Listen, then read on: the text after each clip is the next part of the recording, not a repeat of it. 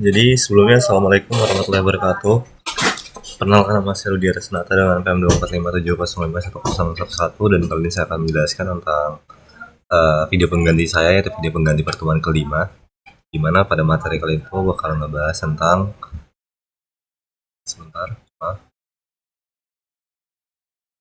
use case dan activity diagram. Nah, jadi kita bisa langsung masuk aja ke gambaran umumnya. Jadi use case dan activity diagram merupakan bagian dari UML yang digunakan dalam proses pempermodalan sistem yang mengembangkan sistem perangkat lunak. Jadi use case diagram itu digunakan untuk menggambarkan interaksi antara pengguna, aktor, serta fungsi-fungsi yang disediakan oleh sistem. Seperti itu. Kemudian untuk bagian materi praktikum dari pertemuan kali sendiri itu adalah use case diagram, adalah salah satu jenis dari dalam Unified Modeling Language atau UML yang menggambarkan hubungan interaksi antara aktor atau pengguna dan sistem eksternal. Dengan sistem yang akan dikembangkan, diagram ini memvisualisasikan fitur-fitur utama yang akan digunakan oleh aktor serta batasan sistem secara keseluruhan. Jadi kayak use case diagram ini bukan sekedar gambar, jadi kayak alat komunikasi yang visual antara pengembangan dan juga pengguna sistem.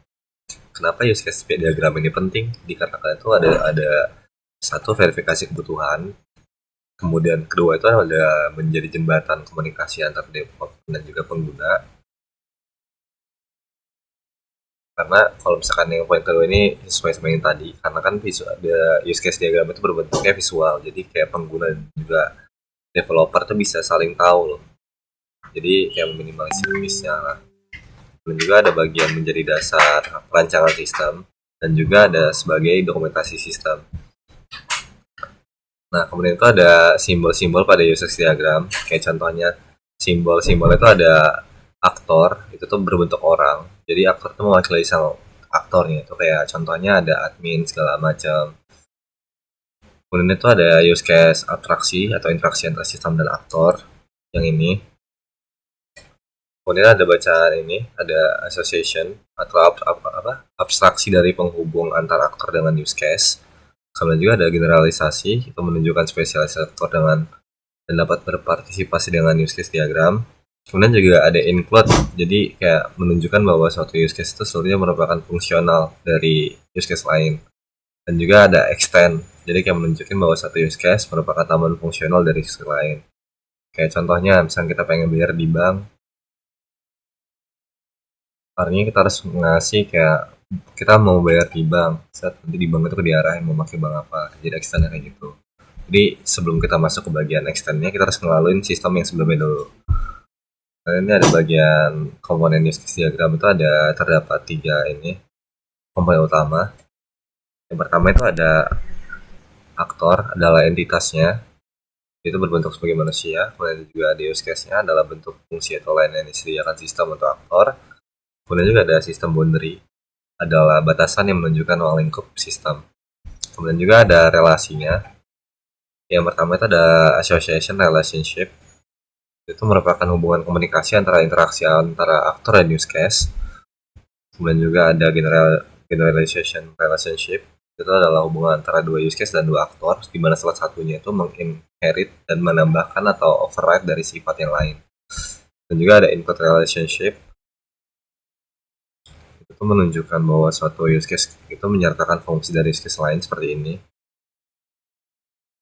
Kemudian juga ada external relationship seperti yang tadi, menggambarkan bahwa use case itu dapat diperluas oleh use case lain dalam kondisi tertentu.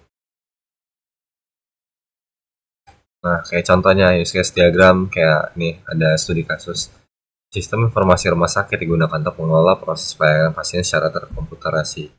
Dalam sistem ini terdapat 3 aktor utama, yaitu pasien, dokter, dan juga admin. Admin dapat melakukan daftar berobat, melihat jadwal dokter, dan dokter dapat melihat data pasien dan juga menginput diagnosa. Setelah pemeriksaan, admin itu bertugas mengelola jadwal. Jadi kita bisa lihat langsung aja. Nah, ini kita lihat ada ini pasien, dokter, dan juga admin. Jadi pasien ini berhubungan dengan berobat sesuai yang tadi, kemudian juga dia itu kan bisa melihat jadwal dokter. Kemudian admin itu memverifikasi pembayaran, kemudian mengelola jadwal. Sedangkan kalau dokter itu melihat data pasien, kemudian input diagnosa. Nah, kalau ini activity diagramnya. Jadi dalam bahasa Indonesia yaitu subdiagram yang memodelkan proses. Jadi activity diagram ini kayak alur dari ininya lah, alur dari aktivitasnya lah, kayak contoh kita mau beli atau kayak contohnya melakukan login. Jadi kayak customer tuh melakukan login tuh ntar kayak seperti apa, kayak seperti ini. Customer itu nge-request service, kemudian tuh dia bakalan masuk ke pembayaran. Misalkan dia habis dari pembayaran, dia bakalan ke sini deliver order, baru ke collect order, atau enggak dia bisa request take order, fill order, sini baru ke sini.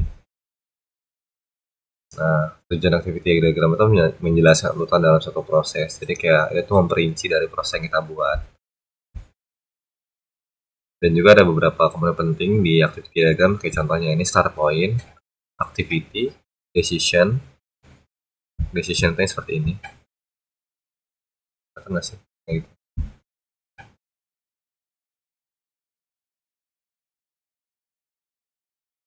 Nah,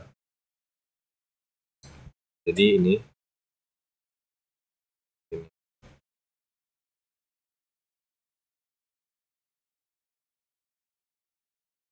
mungkin sekian penjelasan dari saya tentang pertemuan kelima kali ini. Jika mungkin saya ada salah, saya mohon maaf. Kepada Allah saya mohon ampun. Saya akhiri, wassalamualaikum warahmatullahi wabarakatuh. Terima kasih Kak sebelumnya.